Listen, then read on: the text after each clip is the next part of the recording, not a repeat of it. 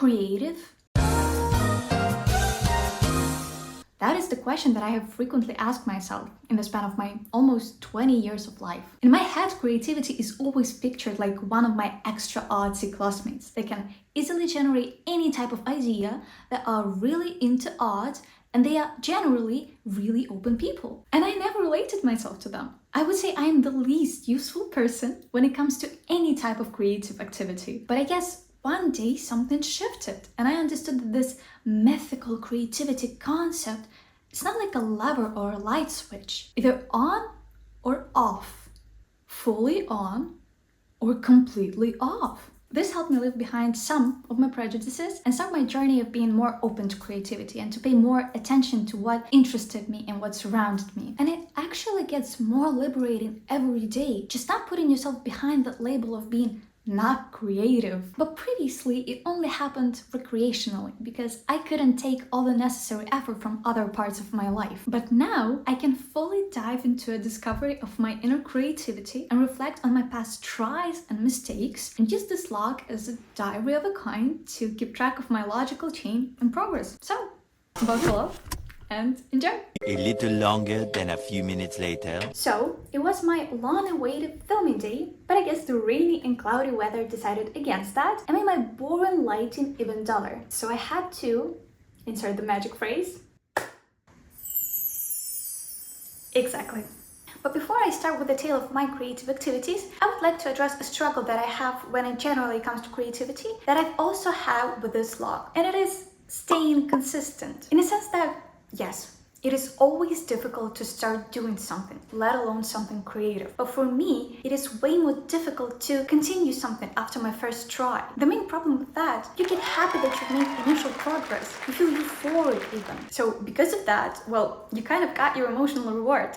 Why continue doing that? But as I'm filming this and I'm doom scrolling social media, procrastinating all of my assignments, I found a way to deal with that, at least in a short term. And it is basically stop planning and start doing. And I've once heard of a cool technique to deal with procrastination called 5 minutes. And it basically tells you to start doing the task that you dread for just 5 minutes. There's nothing bad and intimidating about that, am I right? And the thing is, it actually works. You throw yourself into it, become involved, and it's not that difficult to continue. And in my case, just 5 minutes of writing the script before bed, and I actually have something to work with now. So here I am. And now let's move on from self-reflection to my other creative deeds. The floor is yours. Thank you. So the first week of keeping track of my creative activity actually started from assessing the creativity of the others. I have quite a few creative friends, and one of them some time ago asked me to take a look at her creative essay and later a poem. This was a nice challenge, as I not only had to think whether I liked them or not, but to give some actionable feedback that would improve both texts. And I really liked the experience. I tried to highlight both the parts that I thought needed some work with some thoughts on how to improve them, and the parts and phrases that positively stood out to me. In addition to that, even though I tried to remain serious and give actual advice,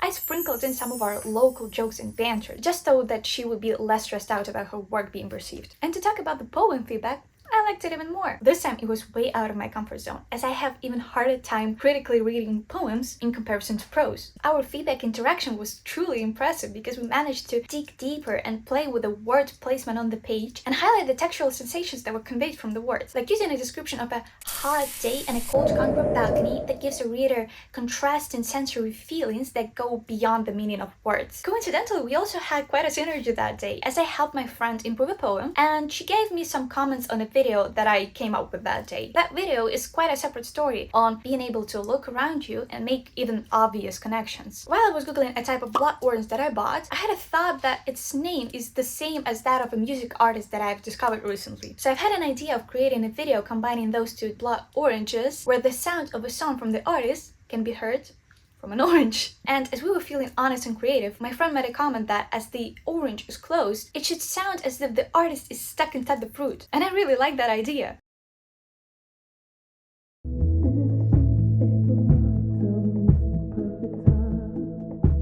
Another point in creativity is constantly growing in your field of interest. And as I'm really into video editing, but I haven't really had a chance to dig deeper before, I've decided to learn a new editing tip with each log. But here, I didn't even need to think of what kind of tip I would like to learn, as I already had a vision, and I only needed to ask internet search gods for a tutorial. And so, here has begun my deep dive into the previously unknown section of sound effects.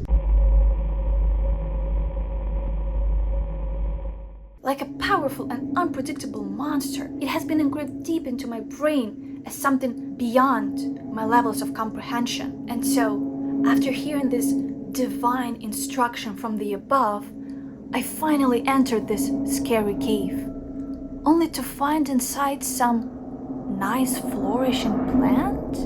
Meaning, it wasn't actually that scary, even though I must admit it looked kind of intimidating. And so in this battle for my life, I learned how to make actually smoother transitions and muffle the sound as if though it was distant. Seems like a great success. Whoa.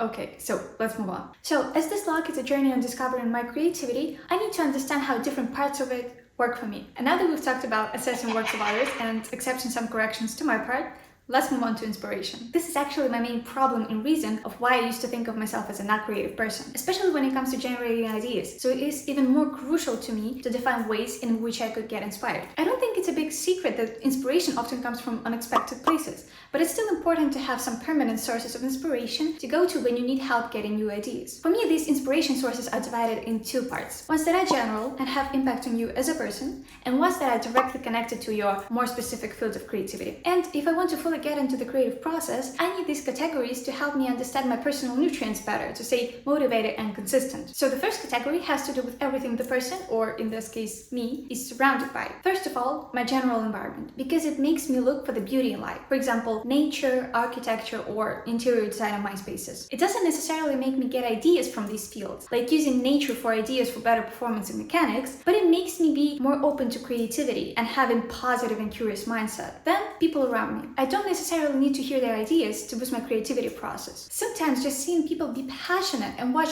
metaphoric cogs work overtime and almost fume in their brains is more than enough to fill me with creative energy. These people are also not necessarily ones from my real life. For example, there is a cozy channel on YouTube from a guy that I would definitely describe as creative, where I go to watch his creative endeavors like building a bed for his cat or making a rug from scratch, just to see a creative person in process, which puts me in the right creative mindset. Also, different creative environments. Because, for example, going to a drawing class or coming up with a new dish can help me get inspired in something completely unrelated just by shifting my perspective and being open to something new. And finally, good old tipping my toes into the waters of creative activity. The 5-minute techniques that I've mentioned earlier works exactly around that, but it not only helps with regular activities, but also when it comes to creativity and idea journey. For example, during one of our managing creativity classes, we had to make a 2-minute video where I happened to volunteer to quickly edit it. It was simple, short, and basically made on one knee, but when I came home, I've spent a few hours playing around with it in editing software just to see what else I could do with it and what other ideas I could add there based on the fact that it was already shot. This basic overflowing reminded me of how much I've missed editing, so I've spent that evening annoying the hell out of my friends with that avalanche of ideas that I've had for that video in particular and how I'd like to bring that energy into my log. Then let's move on to more specific sources. For me, they are mainly connecting to watching works of other editors and their editing process. For example, now that I have something to actively edit, so I am often in the editing process, I pay a lot of attention to the detail of editing of people that I watch in my free time. It is also nice to see some invisible or barely noticeable details that I would also do, but in videos that I watch. For example, seeing video clips being deliberately edited to match the beat of the soundtrack is a small and kind of unnecessary detail that I would also do just for fun, but it makes me feel closer to the community by seeing similarities in the process. I also started not only paying attention to what I already consume, but to look for professionals to see more options of editing styles and processes. And this way you get two sweets for the price of one. You get inspired from seeing professionals in action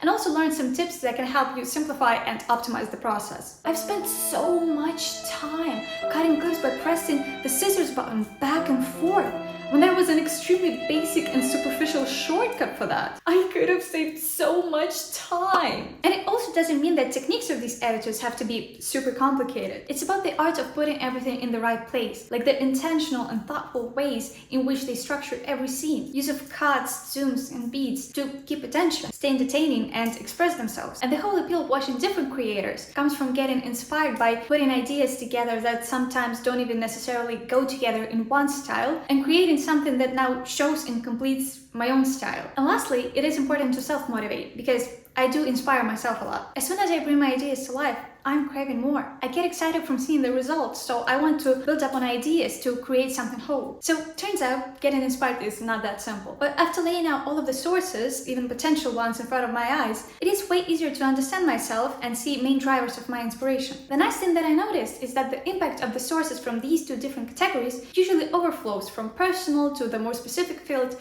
and vice versa, which is even better because it makes the connection between me and my work even stronger. Then, to continue my journey of discovering and better understanding my inner creativity, I need to look into another way of fitting it.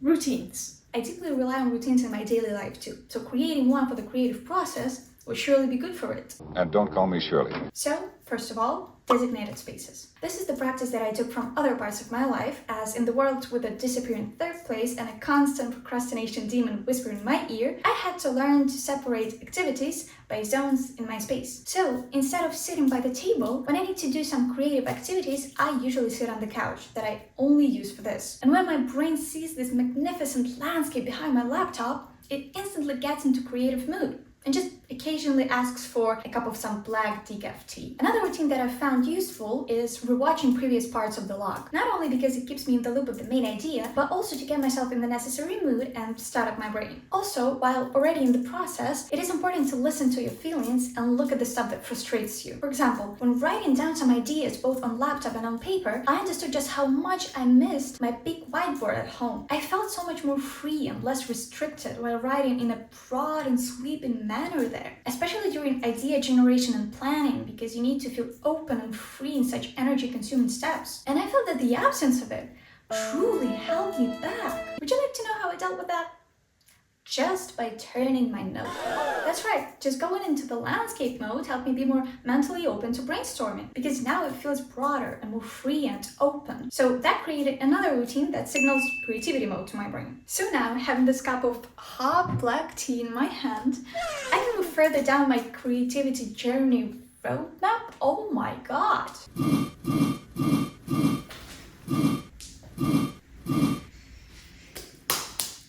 That's better. Another part of anyone's and mine creative process after getting inspired by cool professionals and setting up a routine with an obligatory tea break is actually brainstorming. But the thing with that is it tends to get really messy when different points and ideas intertwine until they create a mess of a tangle. And trust me, I know a thing or two about that. So then, to get something out of these ideas and later materials, I need to learn the magic of organizing.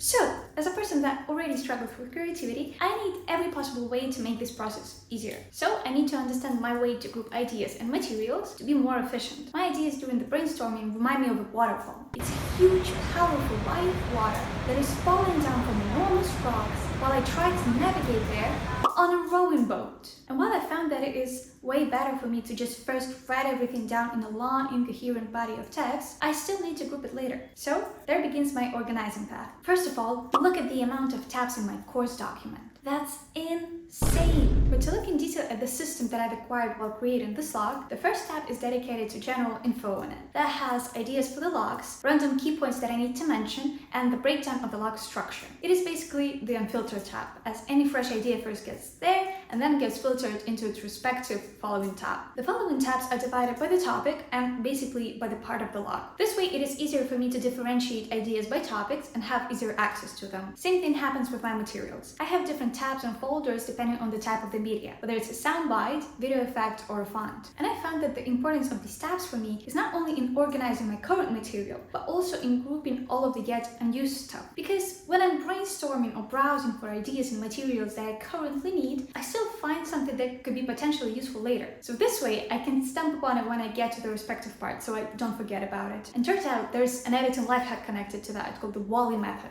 where you collect all your raw materials, transitions, animations, and so on a separate tab in your editing software and categorize it so that everything is in your reach, organized by its purpose, so that you can save a lot of time on looking for the same effect over and over again. And so this not so creative part of the creative process actually makes it way easier and faster for me and leaves space to think and build on ideas instead of frantically looking for that eerie sound or cool font. Psst. Yeah, right here. Did you know? Yeah. Did you know that not every part of the creative process will be your favorite one? Or at least a pleasant one? Yeah. Shocking, I know. Yeah, I should get out of here. I mean, a revelation. Who knew that your favorite activity has in its base at least 2 of others? And one of them is your worst nightmare. Yeah, I figured by this time. So not only does the creative process consist of not so creative activities, but also of ones that you don't really like or maybe even hate. For example, I hate creative writing. I just find it too difficult, and when I do that, I only see it as a base for something further, like filming a video. I just find it frustrating to articulate myself using complicated words that deserve to be put in the text. And the problem here is, writing being at the very beginning of the process of filming a video is a great catalyst for procrastination. Flashback.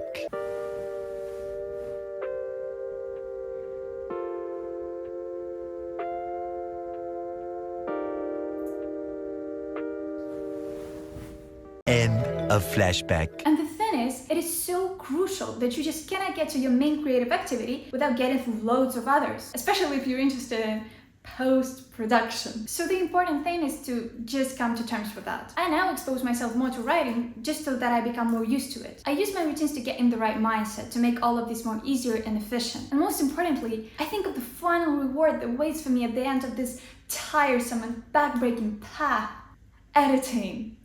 Finally! So now that I have defined for myself all the necessary parts of the creative process, found my nutrients and levers for creativity, and dealt with all the blocks and problems that I have, I can finally start with my creative process to actually create something from it. Or did I accidentally already do that?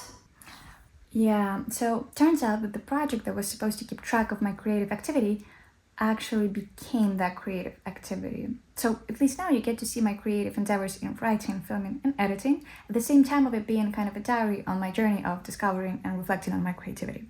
So now, to the final reflections.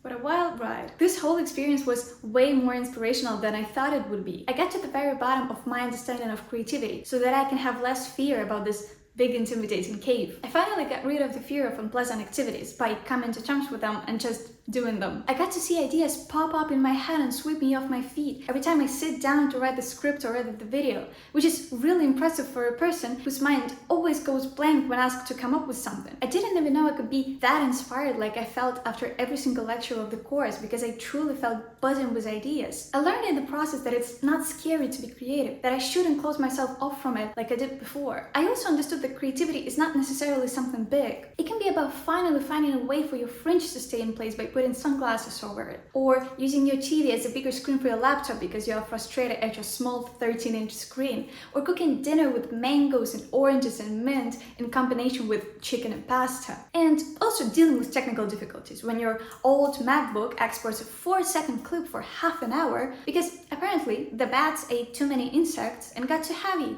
so now you have to improvise so that your laptop doesn't blow up. So after these long months and countless hours of writing, filming, and editing, I guess I can finally say that turns out I am creative. Thank you for watching.